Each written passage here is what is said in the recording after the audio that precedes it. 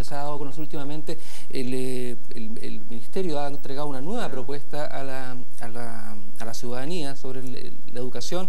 Se sentaron los estudiantes con algunos senadores de la Comisión de Educación, pero no quieren sentarse todavía con el gobierno. Sí, yo tengo sentimientos encontrados, básicamente porque el movimiento estudiantil ha logrado instalar un tema que se ha venido arrastrando desde hace 50 años, pero al mismo tiempo, de alguna manera, nos damos cuenta de la estafa que se produce en términos políticos, de la clase política, que habiendo una ley que regula precisamente el lucro, sencillamente nunca se fiscalizó. Entonces, hoy día, frente a esto, con una participación que yo no había visto nunca, y por otro lado con el tema de que nos damos cuenta que hay determinadas castas privilegiadas, yo creo que es un buen momento para sentarse a negociar, pero sentarse a fondo.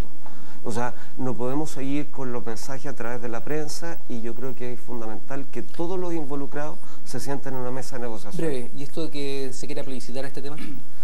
Yo plebiscitaría otros temas, por ejemplo, las reformas políticas, que yo creo que la clase política está mucho más en contra de modificar. El tema educacional yo creo que le daría un poco más de vuelta, y creo que deberán ser los especialistas quienes deberán definirlo en un largo plazo. Entremos de lleno, antes de la conversación, a también a algunas declaraciones que hubo durante la semana, una recopilación de ellas que ha hecho la periodista María Ignacia Contrucci, y que vamos a conversar luego con nuestros invitados. Veámosla.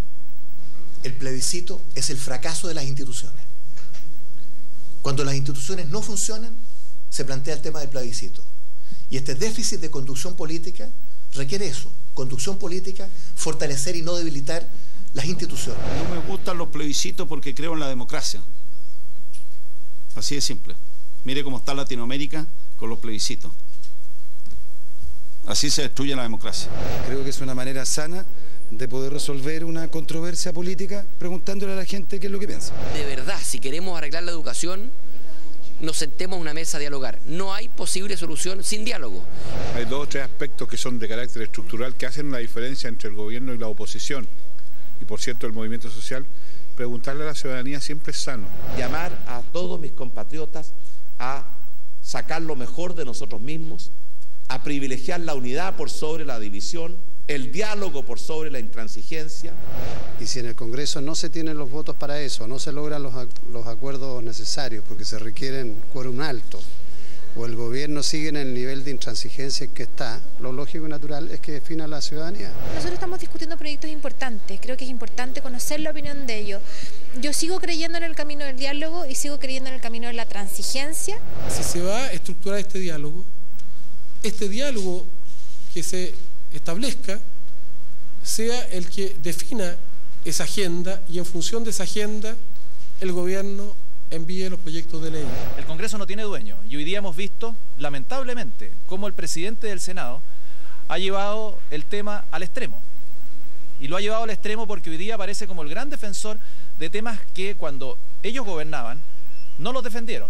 Y el Congreso lo que quiere es ayudar a este proceso, a que no se manden unilateralmente una agenda con urgencia, porque eso no va a ayudar a construir las confianzas ni tener las garantías para un diálogo. Si el presidente del Senado declara como no viable el camino del diálogo, yo le quiero decir que el camino del diálogo siempre sigue vigente. Diálogo, conversación, es lo que se ha tratado de plantear durante esta semana. Nosotros también lo tratamos de hacer aquí en CNN Invita. Por eso es que invitamos a las personas a dialogar, no a pelear, sino que a conversar sobre los temas país. Eso es lo que nos interesa. Es lamentable que muchas veces algunas personas no quieran concurrir a este tipo de diálogos que, si bien es cierto, se hace en televisión, pero se hace de cara al país. Quiero partir también contigo, Pedro Pablo, antes de que tome agua, por cierto. Sí. Pero se habla mucho de la intransigencia. Tú mismo has visto de que hay algunos que dicen que se quiere dialogar solo con el Congreso y no quieren, solamente quieren dialogar con el Ejecutivo y no con los parlamentarios. Vimos también ese tipo de expresiones dentro de lo que fue a la reunión en la que concurrieron los estudiantes de la CONFET a la Comisión de Educación.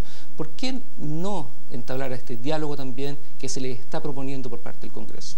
Sí, mira, yo creo que aquí el principal punto que tiene que ver con desmitificar justificar esta supuesta intransigencia que el movimiento estudiantil estaría en cierta medida planteando, es decir que es muy difícil asegurar una discusión profunda, una discusión estructural, tal como la ciudadanía, no solamente los dirigentes estudiantiles estamos planteando, porque aquí el gobierno se ha cerrado a discutir los temas estructurales del modelo, se ha cerrado a discutir efectivamente cuál va a ser el rol de la educación pública, se ha ceñido únicamente a ratificar algo que es un consenso a partir de todos los expertos y todas las clases políticas que tiene que ver con la desmunicipalización y otros puntos. Pero cuando nosotros le hemos planteado, empecemos a discutir de los temas que son centrales, discutamos acerca de regulación, discutamos acerca de fin al financiamiento compartido, fin al lucro en todos los niveles, el gobierno se ha cerrado, ha dicho no, estos temas no son discutibles, y nosotros decimos, si es que queremos avalar un espacio de discusión, en este caso el Congreso, necesariamente tiene que existir el compromiso por parte del gobierno, que en muchos de estos temas tiene la iniciativa legislativa, de efectivamente apoyar y legitimar lo que salga de ese espacio.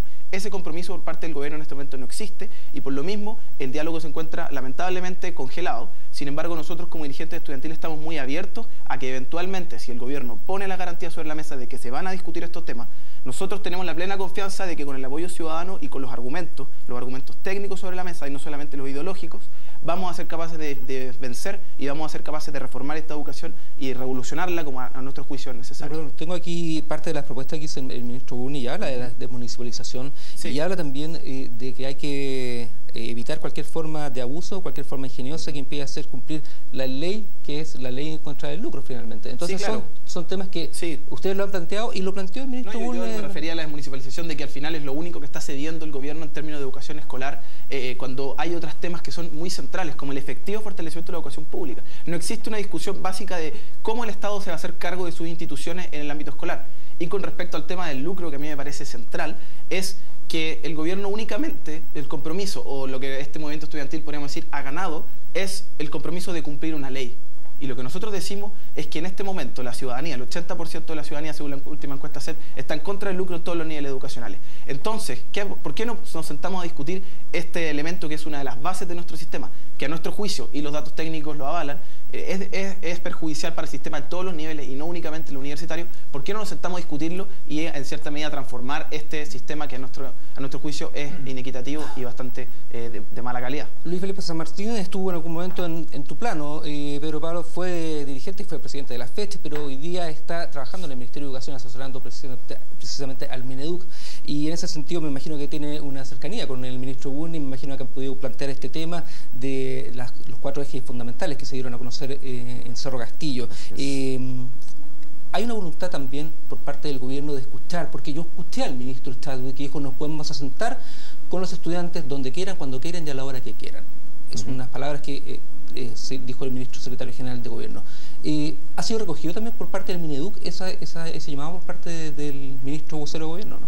Así es, de hecho el mismo ministro Bulnes ha sido quien ha invitado a reiteradas ocasiones a los estudiantes y a todos los actores a dialogar, y eso está en la prensa, está por escrito y lo ha dicho en reiteradas ocasiones. Ahora lo importante es establecer primero, para dar un eje a la discusión, el gobierno cree que no hay ninguna reforma estructural que se haya hecho en el mundo en educación que no haya pasado por mejorar la calidad de lo que pasa dentro de la sala de clase. Eso es punto uno y eso lo quiero señalar porque es muy importante, porque esa fue la agenda que el gobierno impulsó el año pasado, con modificaciones que muchas veces la gente no valora y los mismos estudiantes la agradecen, pero yo creo que no se valoran en su perspectiva y en el real peso que tienen, como la ley, por ejemplo, para incentivar que mejores estudiantes ingresen a estudiar pedagogía, como esta flexibilidad, por ejemplo, que pueden tener ahora los directores de poder manejar al 5% siquiera de su planta para tener mejores equipos. Entonces hay que partir diciendo que hoy día, y está demostrado en todas partes del mundo, el retorno social en educación, en preescolar, es mayor que el de básica, después mayor que el de media, y finalmente educación superior tiene un retorno social importante, pero la base de cualquier reforma educacional pasa por la prebásica, básica y media, y eso un elemento clave es la calidad de sus profesores. Yo te quiero recordar que las primeras reformas que se había planteado el gobierno no se tocaba la prebásica, la básica ni la media, solamente se habían concentrado en lo que era la universitaria. No, el año pasado... ¿Te hicieron con el planteamiento del primer planteamiento? No, el año pasado lo que se hizo era grandes reformas de la educación y se dijo que el 2010 iba a ser el año de la educación escolar y el 2011 de la educación superior. Se partió por la ley emblemática que establecía la beca vocación de profesor, que logramos incentivar a mejores personas a que estudien, a que estudien pedagogía, y también se flexibilizó la labor de los docentes, la labor de los directores y de los sostenedores. Ahora, el 2011 y en el camino, los estudiantes empezaron a levantar otras demandas que son totalmente legítimas y que el gobierno fue flexible y empezó a incorporarla. Una de ellas, por ejemplo, los estudiantes dijeron, ok, no basta con los profesores, desmunicipalicemos, porque encontramos que la municipalización es negativa. Y el gobierno fue flexible y después de discutirlo un par de veces con los estudiantes y con los distintos actores, puso sobre la mesa la desmunicipalización y especificó que la desmunicipalización va a ser a través de organismos públicos con participación local. Por ejemplo, ese es un paso importante que los estudiantes yo creo que no están sabiendo valorar y la ciudadanía no sé si lo dimensiona, pero ese es un cambio de modelo, de frentón. O sea, aquí no estamos tratando de mejorar un modelo, estamos cambiando un modelo, pasando de un modelo municipal, donde la municipalidad efectivamente tiene muchas responsabilidades, a un modelo donde queremos desmunicipalizar y queremos poner el foco en la calidad dentro de lo que pasa en la sala de clases. Y pues más adelante los estudiantes siguieron con varias otras demandas que el gobierno ha cedido en bastantes. Hay bastantes demandas que han sido producto de iniciativa del gobierno y otras producto de los estudiantes que el gobierno ha cedido. Puedo nombrar la reforma constitucional, puedo nombrar la reforma al sistema de aseguramiento de la calidad, puedo nombrar el compromiso de la desmunicipalización, que lo acabo de decir, aumento de la subvención. Puedo nombrar también una, por ejemplo, que los estudiantes en un principio, y la CONFECH lo pedía textual, que era igualar la tasa del crédito conal del Estado a la tasa del Fondo Solidario. Se hizo últimamente. Entonces hay varias cosas que creemos que están quedando en la retórica, porque son cosas fundamentales, son las mayores reformas que se hayan hecho en 25 años, independiente si los estudiantes dicen que no es suficiente, pero el gobierno ha flexibilizado bastante y hoy día estas reformas ya no nos podemos seguir quedando en este intercambio de documentos interminables. O sea, probablemente en esta mesa haya gente que sabemos de educación, pero probablemente no están los expertos, hay gente que se ha dedicado 30 años al tema de la educación. Entonces, este tipo de reformas no podemos quedarnos ya en un eslogan permanente de que los estudiantes dicen un par de frases cortas, nombran un par de ejemplos internacionales, nosotros podríamos nombrar otros, y empezar a hacer política pública de esa manera. Llegó la hora de conversar, el ministro ha puesto el diálogo y ha ofrecido el diálogo y la mesa sin condiciones, a diferencia de los estudiantes que, por ejemplo, exigen sentarse a conversar con el presidente del colegio de profesores cuando van al ministerio. El ministro ha puesto sin condiciones, ha dicho, ok, sentémonos a negociar. Y así es, por ejemplo, como ya se ha empezado a trabajar con el Consejo de Rectores. Entonces, lo que no entendemos bien, y me gustaría preguntarle a Pedro Pablo, es ¿para dónde va esto? O sea, ¿hasta dónde quieren llegar? ¿Qué es lo que sigue? ¿Qué se espera para sentarse a negociar sobre temas tan profundos y tan trascendentales? ¿Sí? Bueno, yo iba a decir la palabra, pero ha sido combinado aquí, Pedro Pablo Navas. De todas maneras, mira, yo como quiero así, en cierta medida,